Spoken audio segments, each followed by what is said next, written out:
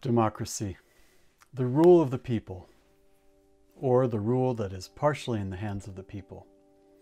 Some people are struggling for democracy right now.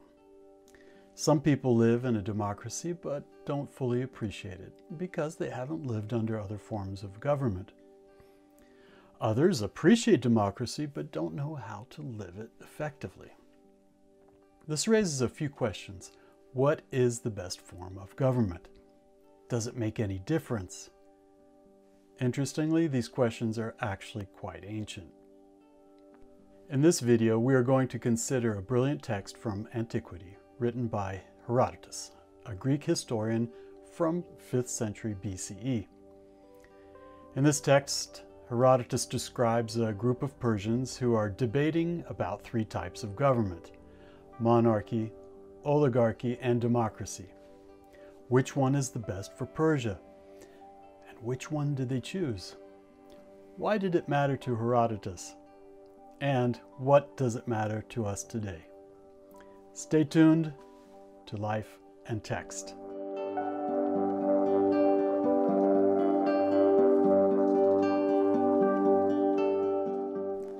In this debate about governance, this group of Persians has proponents of various forms of government, and each one tries to convince the others that his view is the best. You can find the text in Herodotus Histories, Book 3, chapters 80 to 86, and you can find the link below. Now, why is this particularly interesting? It was written by a Greek historian who supported democracy and lived during the early decades of Athens' democracy in the 5th century BCE. And the debate he reproduces here does not take place in Athens, but in Susa, the capital of Persia. Herodotus tells us that Persia was the greatest military power of those times, and it was on the verge of conquering all of the Anatolian peninsula, and was moving steadily into Europe. There was one hitch. Their king, Cambyses, had just died, and there was no living heir to the throne. This triggered an intriguing struggle for rule. So a group of 7 military leaders, known as the Seven, knew that they had to take power away from the claimants of the throne, the Magi. Once the 7 men had overthrown the rebel government, the question that remained was, which form of government would be the best for Persia? Now, here's some information on the context. Cambyses was the son of Cyrus the Great. Cambyses was known as an unbalanced and cruel tyrant. After his downfall and death, this group of Persians, the 7, did not want to go through another dictatorship like Cambyses. So Persia is at a crossroads. Might it be time to rule Persia in another way, in the place of monarchy? This was an important question for Herodotus and his readers because Athens, one of the great Greek city-states, had abolished her tyranny in 508 BCE. Now, Herodotus wants to show his readers that Persia, or better, a group of Persians, had also considered the same question in 521 BCE. Who will govern our state? A heated discussion takes place among the group of 7 military officials. 3 of them make proposals. Here is a simplified summary. Otanes speaks first and proposes democracy. Enough of the monarchy, he says. Let the people be involved in the direction of the state. They are capable. Next, Megabyzus extols the virtues of oligarchy, the rule of the few. What is really needed is a group of capable rulers to lead the people.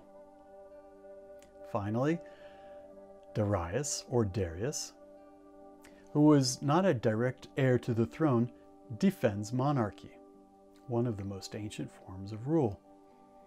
This is the Darius, or Darius, we find in several books of the Bible. What happens next? The 7 Persian leaders vote. Perhaps unsurprisingly, 4 of the 7 men vote to accept Darius's proposal for monarchy. This group of a few men, an oligarchy if you will, decided the fate of the nation. It was to remain a monarchy. The next question is, who will take Cambyses' place? Who will be the monarch?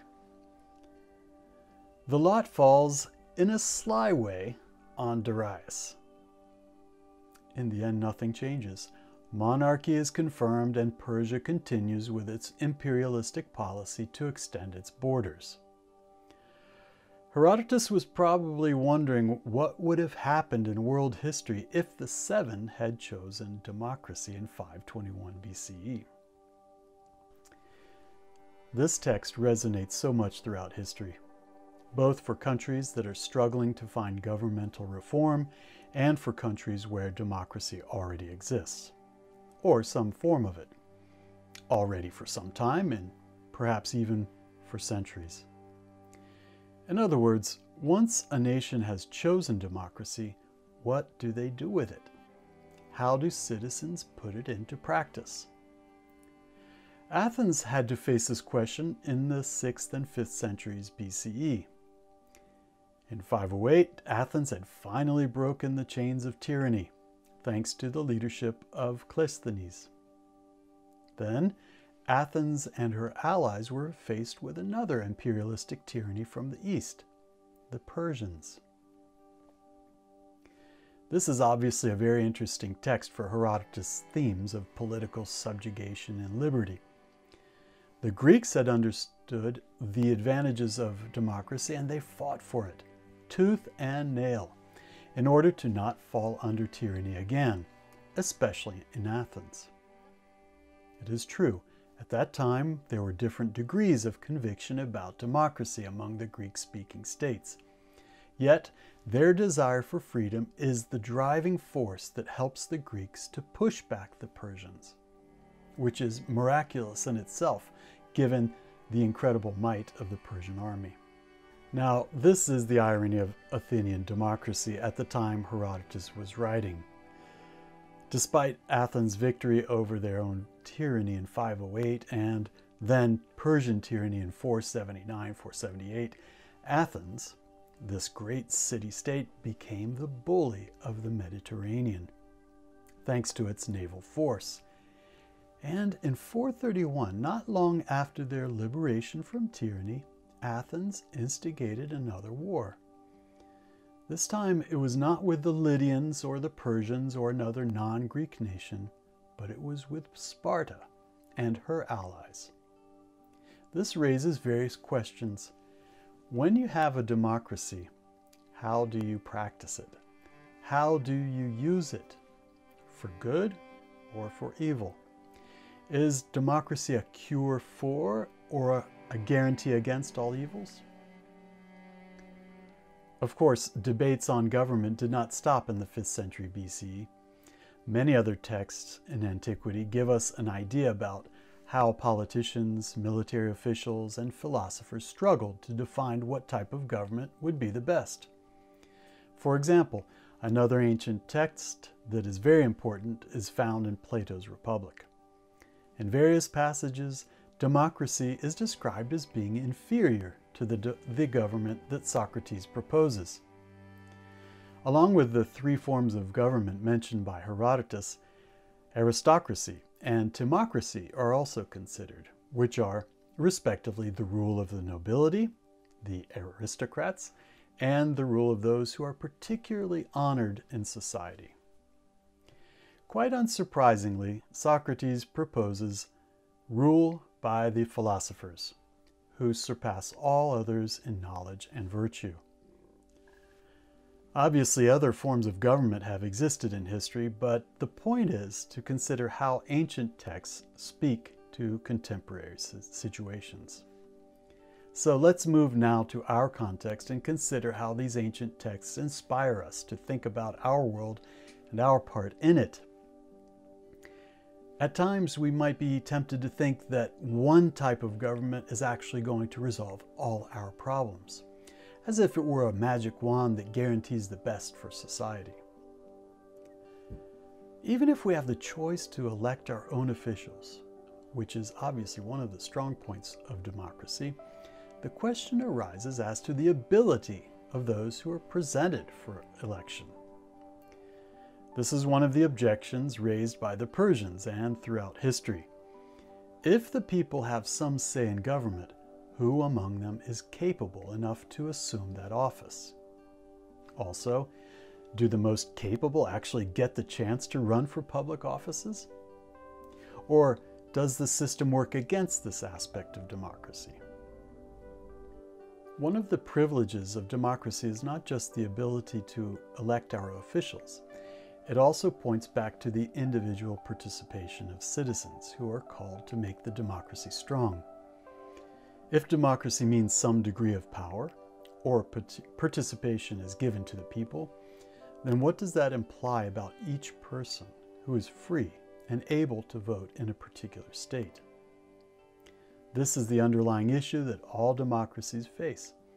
A democracy is only as strong as its people and its leadership. So, what kind of questions does that raise, collectively and individually? What can we do to make our democracy better? Voting is one way, and it is extremely important. Another way is taking position on issues responsibly and thinking about their consequences for the common good.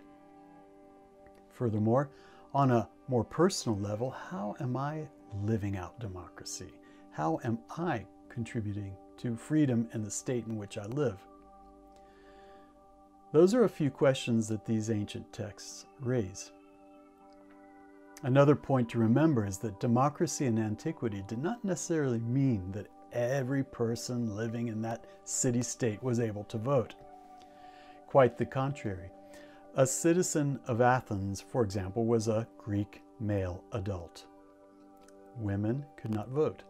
Slaves could not vote. Not even freedmen could vote.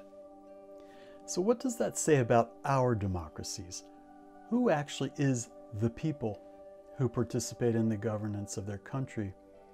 Who is actually able to be elected to vote and to contribute to the development of their country's destiny?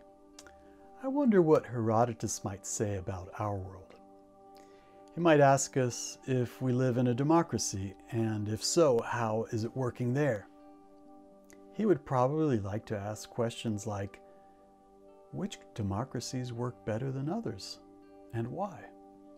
What kind of leaders are particularly capable in a democracy?